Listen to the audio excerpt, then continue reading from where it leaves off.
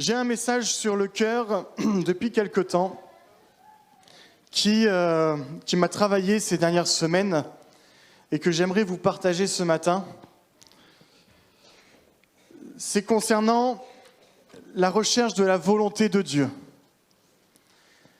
Ces derniers temps, avec Coralie, on est un peu confrontés à des interrogations sur des choix à faire et des interrogations face à différentes portes qui se ferment et qui ne s'ouvrent pas.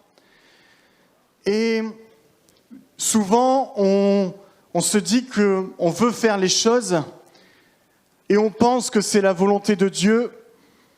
Et il y a certaines portes qui se ferment et on ne comprend pas réellement ce qu'il en est.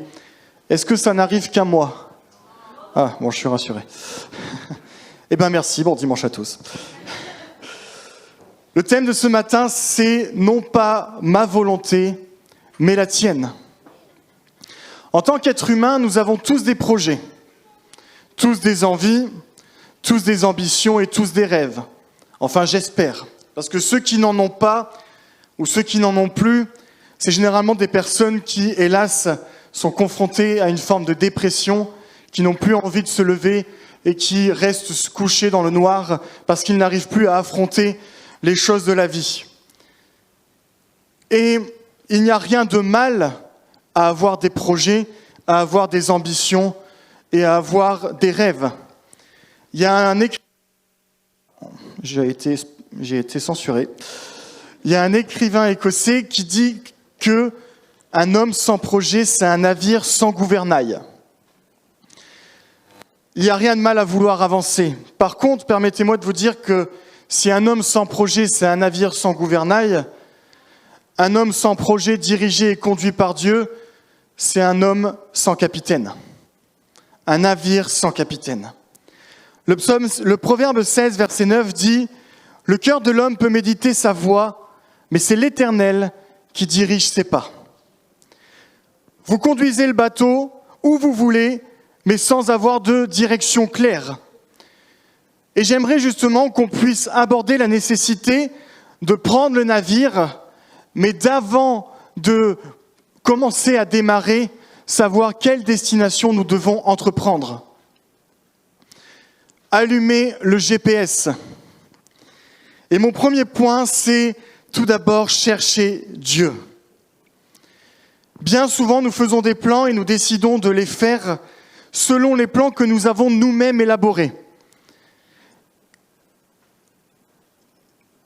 Et en plus de faire ces plans que nous avons nous-mêmes élaborés, nous demandons à Dieu de les bénir. C'est-à-dire, je décide ce que je veux faire, et en plus, Seigneur, je veux que tu bénisses ce que j'ai décidé de faire.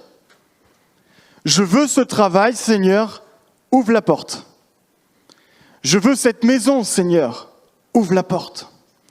Je veux cette fiancée ou ce fiancé, Seigneur, ouvre la porte. Et en faisant ainsi, nous prenons nos propres décisions sans consulter Dieu et nous demandons à Dieu de bénir nos décisions, comme quand Aladin frotte la lampe du génie et qu'il a 3 vœux et qu'il demande au génie de lui exaucer ses vœux. Et après, il y a des portes qui se ferment. Et les choses ne se passent pas totalement comme on l'avait imaginé. Et là, nous crions à Dieu, pourquoi ? Pourquoi as-tu permis cela ? Pourquoi tu as fermé cette porte alors que je voulais que ça soit cela ? Pourquoi j'ai eu un échec dans ma carrière, dans mon mariage, dans le ministère ? Pourquoi ? Tout simplement parce que nous avons cherché à faire nos propres projets avant de mettre Dieu dans l'équation. Ça vous est déjà arrivé ? Ah, il n'y a que moi alors du coup. Je suis dans Ésaïe 55, versets 8 à 11. Ésaïe 55, versets 8 à 11. En effet, vos pensées ne sont pas mes pensées, et mes voix ne sont pas vos voix, déclare l'Éternel. Le ciel est bien plus haut que la terre. De même, mes voix sont bien au-dessus de vos voix, et mes pensées bien au-dessus de vos pensées. Je m'arrête juste là au verset 9. Cela veut bel et bien dire que Dieu c'est mieux que nous. Je m'attendais à plus de amen que ça. Vous n'êtes pas d'accord avec moi? Dieu, c'est mieux que nous. À partir du verset 10, il est dit « La pluie et la neige descendent du ciel et n'y retournent pas sans avoir arrosé la terre, sans avoir fécondé et avoir fait germer ses plantes, sans avoir fourni de la semence au semeur et du pain à celui qui mange. Il en va de même pour ma parole, celle qui sort de ma bouche. Elle ne revient pas à moi sans effet, sans avoir fait ce que je désire et rempli la mission que je lui ai confiée. Amen. » Et parfois, nous sommes tellement orgueilleux parce que nous avons l'arrogance de croire que nous connaissons mieux ce qui est bon pour nous que Dieu. Pour notre avenir, pour notre cœur, pour notre projet. Nous pensons que nos pensées sont justes et que nos voies sont parfaites, alors que c'est uniquement celles de Dieu qui le sont. Dans nos recherches de Dieu pour nos projets, nous devons avoir l'humilité et la sagesse de croire que ses pensées et ses voies ne sont pas les nôtres. Pourquoi ? Parce qu'elles sont au-dessus des nôtres. Avant d'entamer quoi que ce soit, quelconque démarche, nous devons chercher la parole de Dieu. Car ce qui sort de la bouche de Dieu est créateur. De sa bouche, la terre a été créée. Alors de sa bouche, tes projets prendront forme, car ce ne seront pas les tiens, mais les siens. Sa parole ne revient pas sans avoir fait son effet. Et combien de fois j'ai cherché la volonté de Dieu après avoir fait ma propre volonté. J'ai cherché la parole de Dieu après avoir essayé de faire la mienne. Vous savez, dans le monde, beaucoup de gens veulent connaître comment sera l'avenir. Ils ont tellement peur de faire le mauvais choix qu'ils vont aller consulter les voyants, les diseuses de bonne aventure, les sorciers, les astres, l'astrologie, l'horoscope et même ChatGPT maintenant. Nous sommes limités alors que les voies et les pensées de Dieu sont infinies. Le Proverbe 3, du verset 5 à 6 dit « Confie-toi en l'Éternel de tout ton cœur et ne t'appuie pas sur ton intelligence. Reconnais-le dans toutes tes voies et il rendra tes sentiers droits. Amen. » Qu'est-ce que se confier dans l'Éternel ? Qu'est-ce que le reconnaître dans toutes nos voies ? Ce n'est pas dire « Dieu, voici mon projet, bénis-le », mais plutôt « Seigneur, quelle est ta volonté dans ce projet ?» Ou même « Quel est ton projet ?» Je ne sais pas si vous vous rappelez du premier discours d'Emmanuel Macron quand il était président, où il criait tellement qu'il n'avait plus de voix « Ce projet est notre projet !» Permettez-moi de vous dire, ce projet est son projet. Et c'est ce que vous devez aller chercher, le projet de Dieu pour votre vie. Reconnaître Dieu dans nos voies, ce n'est pas ordonner Dieu dans ce que je veux faire comme un assistant, mais c'est consulter Dieu comme un maître, comme un Seigneur. Voilà ce qui doit être fait dans nos vies. Je vous donne un exemple, c'est l'exemple de David. Je vous invite à ouvrir 1 Samuel 23, versets 2 à 5. David avait compris qu'avant d'entreprendre quoi que ce soit, il devait consulter Dieu. Et là, les Philistins attaquaient Israël. Et David, plutôt que d'aller directement attaquer les Philistins, il a consulté Dieu. Lisons ensemble. David consulta l'Éternel en disant « Dois-je y aller ? Est-ce que je battrai ces Philistins ?» L'Éternel lui répondit « Vas-y, tu battras les Philistins et tu délivreras Keïla. » Mais les hommes de David lui dirent « Nous vivons dans la peur ici même en Juda. Que se passera-t-il si nous allons à Keïla pour combattre les troupes des Philistins ?» David consulta de nouveau l'Éternel et l'Éternel lui répondit « Lève-toi, descends à Keïla et je livre les Philistins entre tes mains. » David alla donc avec ses hommes à Keïla et il se battit contre les Philistins. Il emmena leur bétail et leur infligea une grande défaite, C'est ainsi que David délivra les habitants de Keïla. Amen. David n'a pas remporté la bataille en y allant plein de zèle et en allant en combat en disant « On va gagner au nom de Jésus ». Alors tout d'abord parce que Jésus n'était pas encore venu sur terre, mais tout simplement aussi parce qu'il a compris qu'avant d'entreprendre quoi que ce soit, même face à des situations urgentes, il devait consulter Dieu. Car la victoire ne dépendait pas de sa force ou de son zèle, mais la victoire dépendait de la volonté de Dieu. Et combien de chrétiens pleins de zèle, en pensant qu'en proclamant le nom de Jésus, ce qu'ils entreprennent va marcher. Et vous savez, le nom de Jésus n'est pas une formule magique pour que les choses s'accomplissent. Si je vais quelque part au nom de quelqu'un, c'est que j'ai été envoyé par lui. Donc si je vais au nom de Jésus, c'est que Jésus m'y a envoyé. Et s'il m'a envoyé, c'est que j'ai été chercher sa volonté. Amen. Il faut consulter notre Dieu avant d'entreprendre quoi que ce soit. J'aimerais vous montrer une petite vidéo pour un exemple. Je compte sur vous, la technique. Je vous montre une vidéo et après je vous explique de quoi ça s'agit. Oui, je sais, c'est pas français.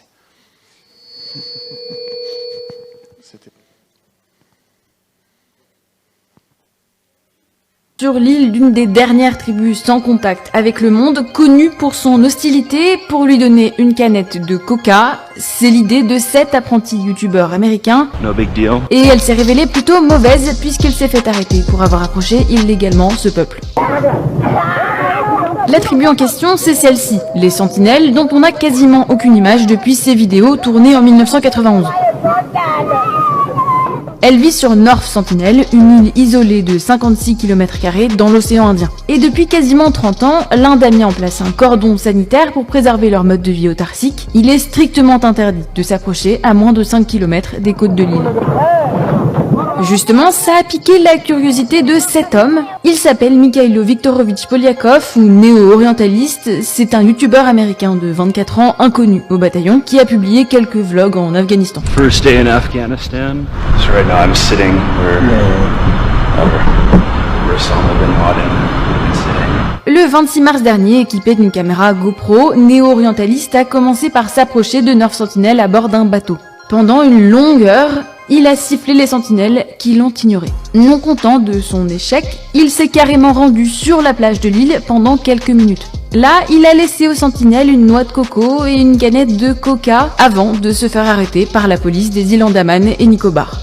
Pour lui, ça aurait pu être largement pire. La dernière fois qu'un étranger s'y était rendu, c'était en 2018. Cet homme, John Shaw, avait tenté de venir évangéliser la tribu. Et dès son arrivée sur la plage, des flèches ont touché et tué l'Américain de 27 ans. Traîné en forêt, son corps n'a jamais été récupéré.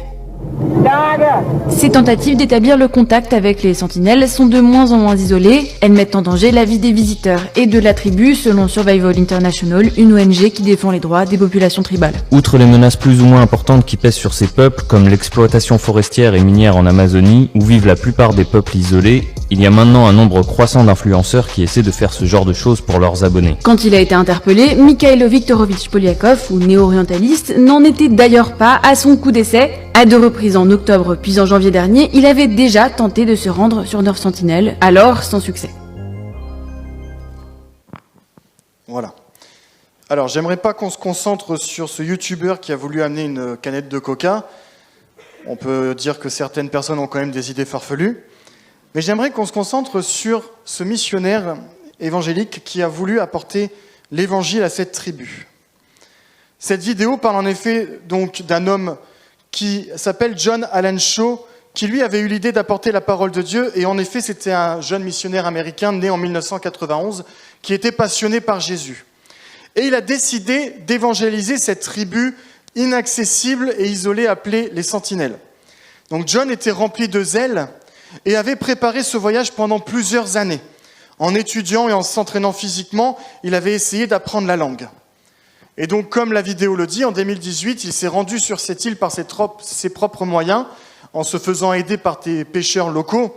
Mais dès son approche, les membres de la tribu ont réagi en fait de manière hostile et l'ont attaqué à l'arc et ils l'ont tué dès le premier jour. Il n'a même pas eu le temps de proclamer la parole de Dieu. Et j'avais lu cet article et je ne comprenais pas. Je me disais, en 2018, je me rappelle avoir lu cet article et je disais, mais Seigneur, pourquoi est-il mort tout de suite ? Et je ne vais pas apporter de jugement sur ces décisions, mais vous savez, parfois on peut être rempli de zèle pour Dieu sans être dans la volonté de Dieu. Jésus nous appelle à aller par tout le monde prêcher et faire des disciples, et ça c'est une vérité.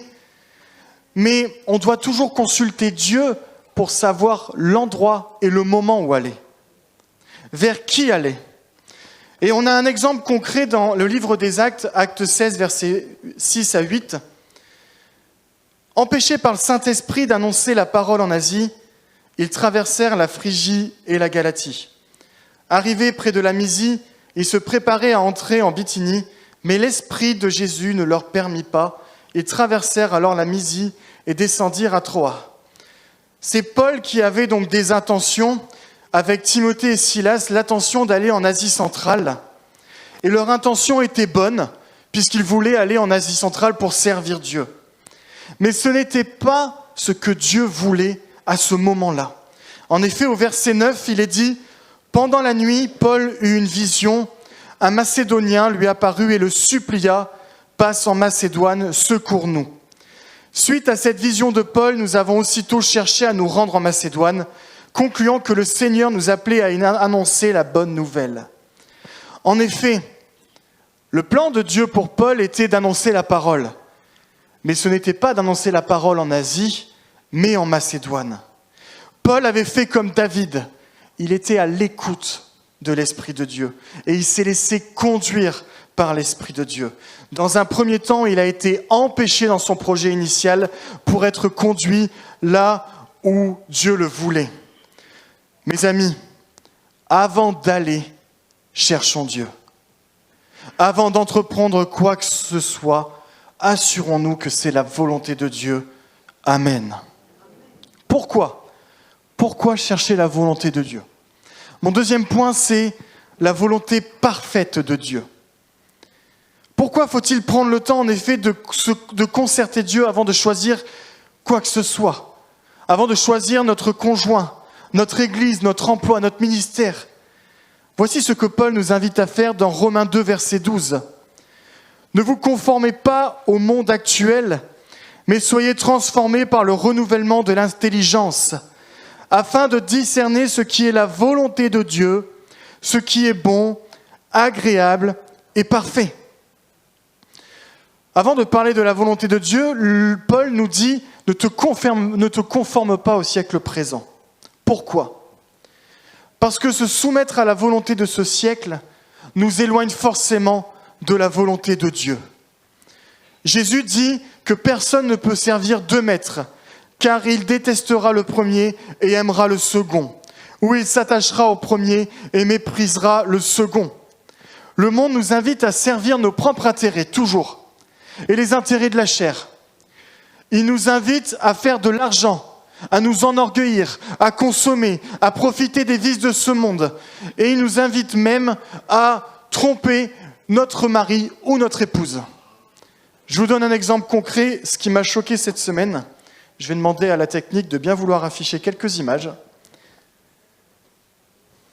Voilà ce que propose le monde comme publicité dans les gares et dans les métros. Contrairement à tu veux bien revenir sur le premier ? Contrairement à l'antidépresseur, l'amant ne coûte rien à la Sécu.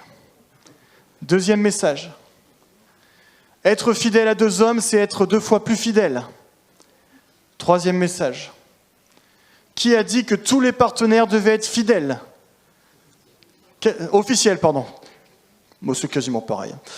Quatrième message, c'est parfois en restant fidèle qu'on se trompe le plus. Et là, vous avez une pomme croquée et une application G Eden. Donc, en fait, vous avez une application extra-conjugale qui invite les gens à croire que l'infidélité, c'est bien. Et ça, c'est affiché dans toutes les gares de Paris. Je peux vous dire que ça fait vraiment peur. Et en plus de ça, l'application s'appelle Eden. Avec une pomme croquée qui représente la désobéissance et le péché. Se conformer au siècle présent, c'est assouvir des désirs égoïstes, quitte à détruire notre mariage, sa famille ou ses enfants.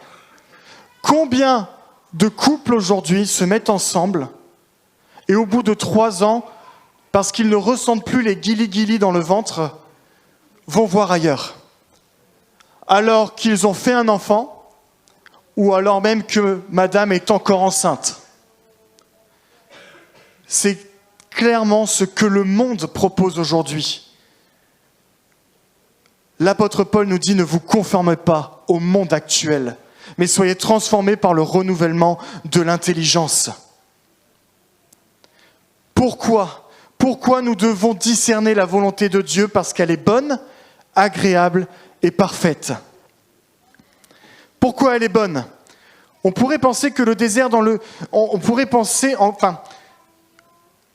tu pourrais te dire, mais en quoi le fait que je sois dans un désert est bon ? Ça fait des années que je suis dans cette situation et rien ne change. Je suis dans la souffrance. Et tu dis que cela est bon, comment est-ce possible ?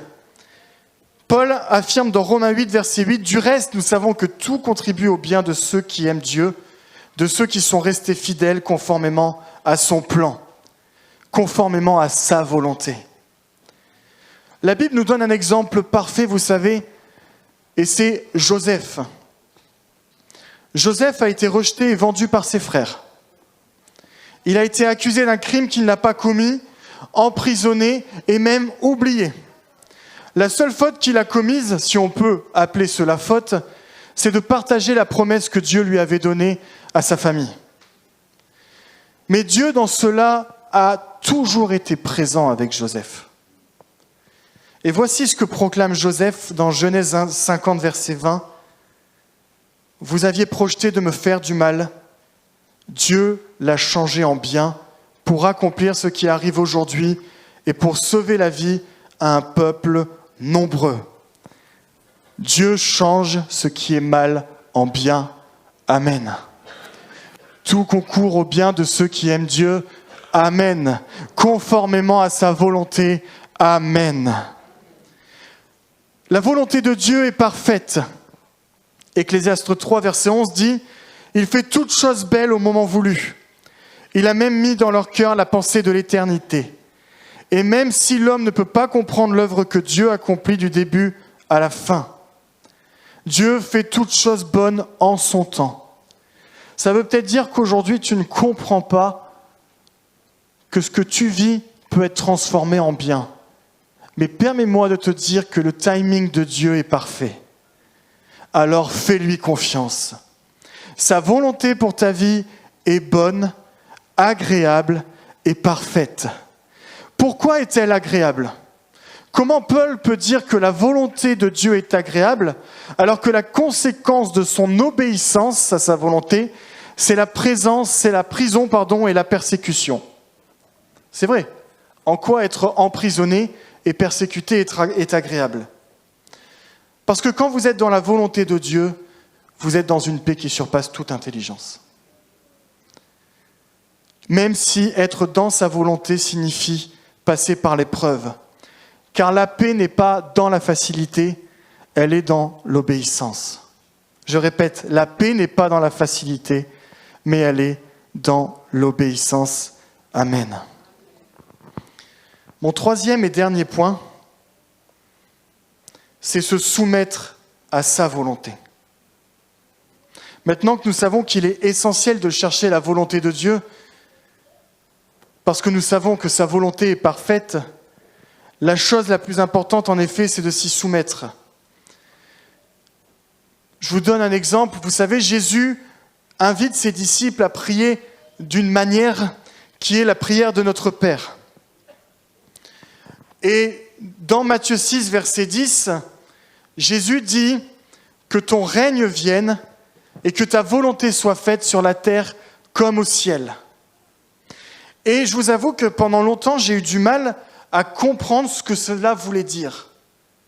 Et donc, j'ai été chercher quelques explications, mais ces explications m'ont plutôt laissé perplexe. Certains prédicateurs sur Internet disent « Puisqu'il n'y a pas de maladie dans le ciel, la volonté de Dieu est qu'il n'y ait pas de maladie sur terre. » Ouais. Donc, à chaque malade pour qui vous prierez, ils seront forcément guéris. Je ne suis pas convaincu. La vraie question à se poser, c'est que ta volonté soit faite sur la terre comme au ciel, c'est comment est accomplie la volonté de Dieu dans le ciel. Parfaitement. Le psalmiste dit dans Psaume 103, verset 20, « Bénissez l'Éternel, vous ses anges qui êtes puissants et forts, et qui exécutez ses ordres en obéissant à sa parole. » Qu'est-ce que ça veut dire ? Ça veut dire qu'en fait, les anges dans le ciel, qui accomplissent la volonté de Dieu, la font parfaitement. C'est-à-dire qu'ils la font sans la négocier, sans la retarder, sans faire de compromis et sans aucune obéissance. Ça veut dire que, en priant le Notre Père, j'invite Dieu à accomplir parfaitement sa volonté dans ma vie, comme elle est accomplie parfaitement dans le ciel. Ça veut dire que Jésus nous demande de prier la prière de notre Père et demande à Dieu de nous aider à accomplir la volonté de Dieu parfaitement dans nos vies, à nous aider à ne pas y désobéir, à ne pas la retarder ou à ne pas la négocier. Ça vous est jamais arrivé de négocier avec Dieu ? Ah Seigneur, je suis pas sûr. À mon avis, tu te trompes. Ou alors d'accord, mais pas là-bas. Partout où tu veux, mais pas là-bas. Moi, à chaque fois, je disais, Seigneur, tu m'envoies partout, sauf à Paris. J'aime pas Paris. Mais nous devons en effet comprendre que si la volonté de Dieu sur terre est accomplie comme elle est accomplie dans le ciel, c'est qu'elle est accomplie dans une parfaite obéissance. Prenons l'exemple de Lazare. C'est l'exemple parfait de la soumission à la volonté de Dieu. Jean 11, versets 41 à 42, « On ôta donc la pierre. Alors Jésus, tournant son regard vers le ciel, dit, « Père, tu as exaucé ma prière et je t'en remercie. Pour moi, je sais que tu m'exauces toujours, mais si je parle ainsi, c'est pour que tous ceux qui m'entourent croient que c'est toi qui m'as envoyé. » Et là, j'aimerais qu'on s'arrête sur ce que Jésus dit. « Pour moi, je sais que tu m'exauces toujours. » Et souvent, ce verset a été mal interprété parce que certaines personnes disent que vu que Dieu exauce toujours Jésus, il doit exaucer chacun de ses disciples, toujours. Ce n'est pas réellement ça. Voilà ce que Jésus affirme dans Jean 5, verset 30. « Je ne peux rien faire de moi-même. Je juge d'après ce que j'entends, et mon jugement est juste parce que je ne cherche pas à faire ma volonté, mais celle du Père qui m'a envoyé. » Pourquoi donc Jésus affirme-t-il que Dieu l'exauce toujours ? Parce que toutes les demandes qu'il a faites n'étaient pas soumises à sa volonté, mais à la volonté de Dieu. Si nous revenons à la prière du Notre Père, Jésus accomplissait la volonté de Dieu comme elle est accomplie dans le ciel, c'est-à-dire en totale soumission. Et donc, notre prière en cherchant la volonté de Dieu, c'est « Seigneur, aide-moi à me soumettre sans condition à ta volonté, afin que ta volonté soit toujours exaucée. Amen. » Même quand c'est difficile, Jésus nous montre un exemple de sa parfaite soumission. Et en effet, quand la volonté de Dieu est au premier abord facile, agréable à accomplir, nous n'avons pas réellement de difficulté à l'accomplir. Par contre, quand il y a un vrai combat, c'est d'accomplir une volonté qui nous coûte. Elle peut coûter l'argent, elle peut coûter le temps, elle peut coûter le confort, et elle peut même coûter notre vie. Et Jésus était face à ce combat intense entre la volonté de son Père et la sienne. Luc 22, versets 41 à 44. Puis il s'éloigna d'eux à la distance d'environ un jet de pierre et se mit à genoux et pria en disant « Père, si tu voulais éloigner de moi cette coupe, toutefois que ce ne soit pas ma volonté qui se fasse, mais la tienne. » Alors un ange apparut du ciel pour le fortifier. Saisi d'angoisse, Jésus priait avec plus d'insistance et sa sueur devint comme des caillots de sang qui tombaient par terre. On peut constater dans ce passage que Jésus avait un vrai combat entre sa propre volonté et celle de son Père. Et c'est tout à fait normal, parce qu'il savait ce qui l'attendait. Et le plan parfait de Dieu avait un vrai enjeu. C'est-à-dire que, mes amis, si Jésus ne s'était pas soumis à la volonté de son Père, c'est le salut de l'humanité qui était en jeu. Vous savez, Gethsémané est plein de sens et c'est dans ce lieu que Jésus a été pressé de toutes parts.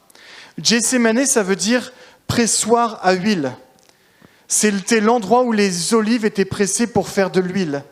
Et Jésus était littéralement pressé dans son esprit jusqu'à en sortir des grumeaux de sang. Il peut arriver dans nos vies, dans les épreuves, que nous sommes pressés par des circonstances désagréables.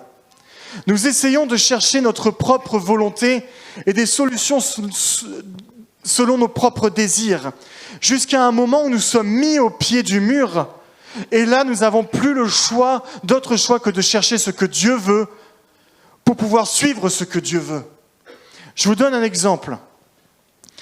Au début, il y a à peu près, c'était en 2010, donc il y a 16 ans, j'avais fini mon apprentissage à EDF et je devais chercher un travail.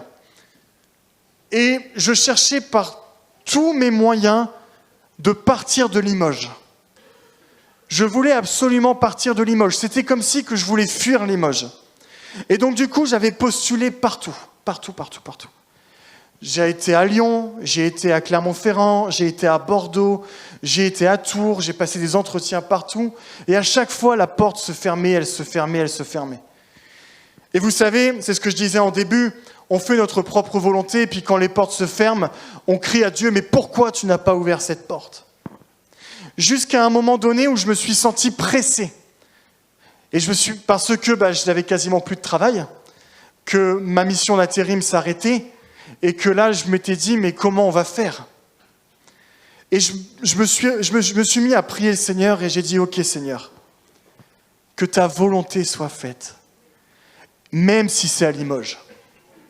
Spoiler alerte, c'était Limoges. Il arrive un temps où les circonstances sont désagréables parce qu'elles nous poussent à revenir sur le droit chemin. Non pas ma volonté, mais la tienne. Jésus, à la vue de fortes douleurs et angoisses qu'il ressentait en lui, a fait parler sa chair. « Père, si tu voulais éloigner de moi cette coupe. » Et face à l'épreuve, on peut être confronté à ce genre de choses.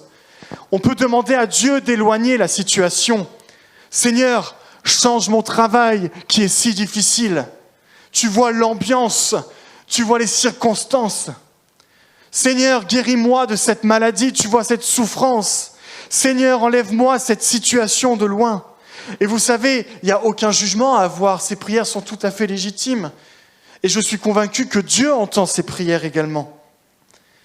Mais vous savez peut-être que l'épreuve que tu es en train de vivre a un objectif salvateur rempli d'amour. Peut-être que les portes fermées que tu prends, c'est pour que Dieu t'amène dans sa volonté. Et vous savez pourquoi ? Parce que le sacrifice de Jésus était une réelle torture, une réelle souffrance.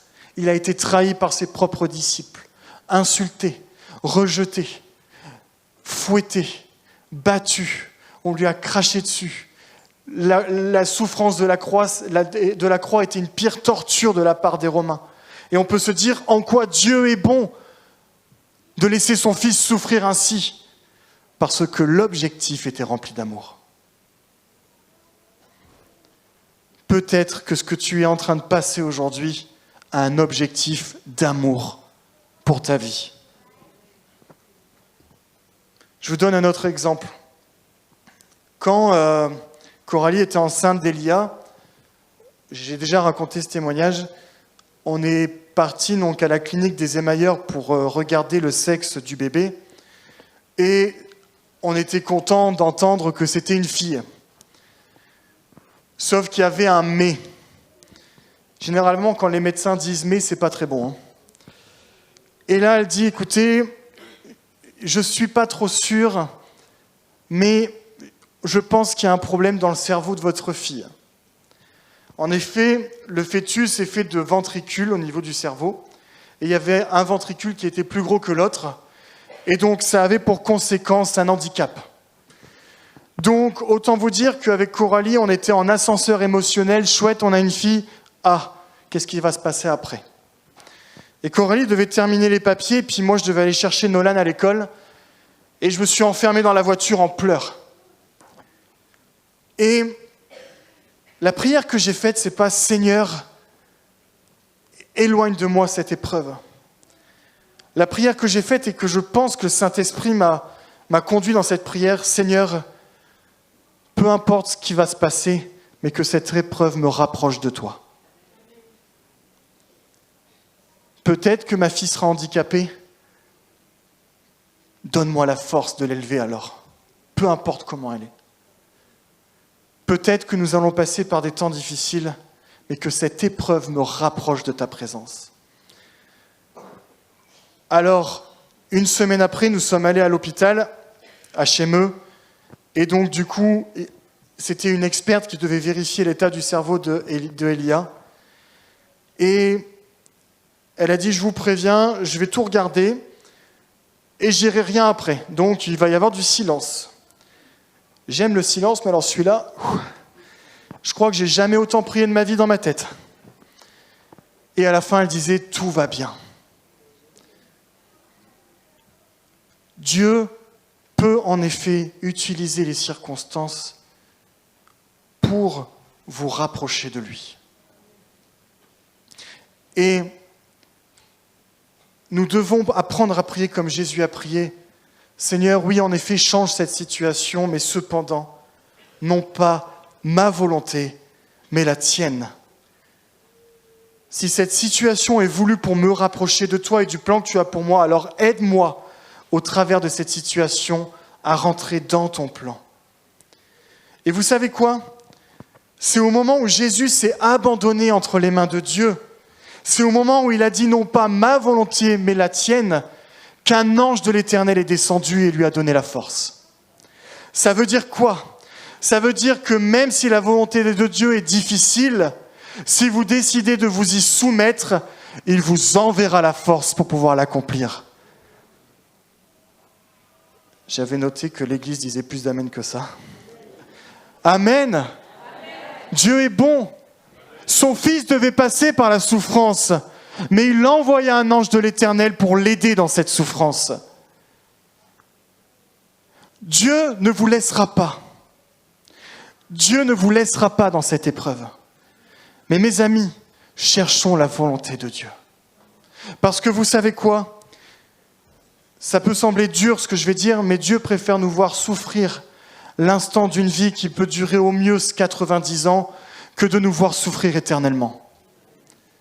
Il vaut mieux vivre une souffrance physique et être proche de cœur du Dieu que être dans un confort qui endort et être loin de son cœur. Parce que les conséquences, mes amis, sont éternelles. Dans tout ce que nous cherchons à faire, cherchons la volonté de Dieu. Je vais inviter le groupe de louanges à s'avancer. J'aimerais qu'on puisse prier ensemble. Peut-être que ce matin, tu es dans un désert. Peut-être que ce matin, tu es dans l'incertitude, ou tu es dans une situation où tu te dis « mais je n'ai pas d'issue ». Et Dieu est silencieux.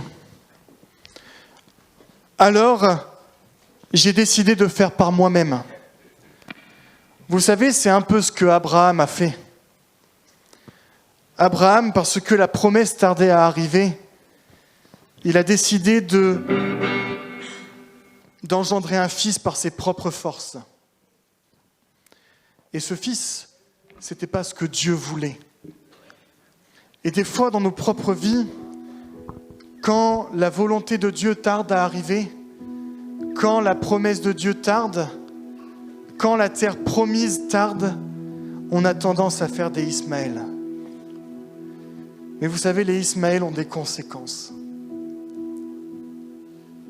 Ne soyons pas comme le peuple sorti d'Égypte, où dès que nous sommes confrontés à un désert, à une situation désagréable,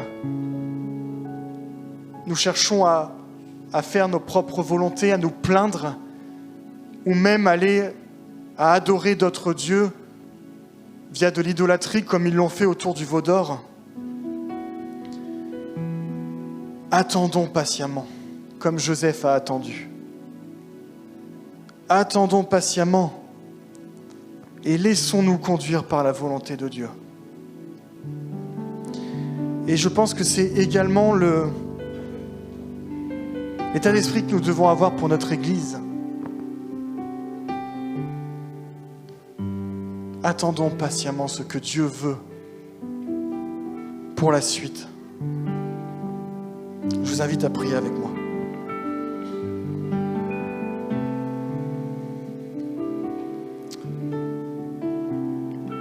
Seigneur, nous voulons te remercier parce que nous savons que ta volonté est bonne, agréable et parfaite. Et Seigneur, parfois nous ne comprenons pas. Parfois nous disons, mais pourquoi ? Pourquoi dois-je passer par cette situation ? Pourquoi les portes ne s'ouvrent pas ? Pourquoi dois-je passer par ces souffrances ? Seigneur, aide-nous à faire comme toi tu l'as fait à Gethsémane. Non pas ma volonté, mais la tienne. Seigneur, que nos vies soient non pas conformées au siècle présent. Nous avons pu voir ce que propose le siècle présent. Mais que nous puissions nous conformer à ta volonté. Seigneur,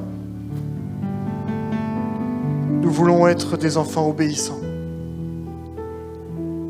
Nous voulons nous laisser conduire par ta parole, en cherchant ta volonté avant d'entreprendre quelques actions. Nous voulons, Seigneur, être soumis comme des enfants sont soumis à leur Père. Que ta volonté soit faite sur la terre comme au ciel. Que, Seigneur, ta volonté dans ma vie soit faite comme au ciel. Que ta volonté dans mes projets soit faite comme au ciel. Que je puisse avoir un cœur soumis à toi et à ta volonté.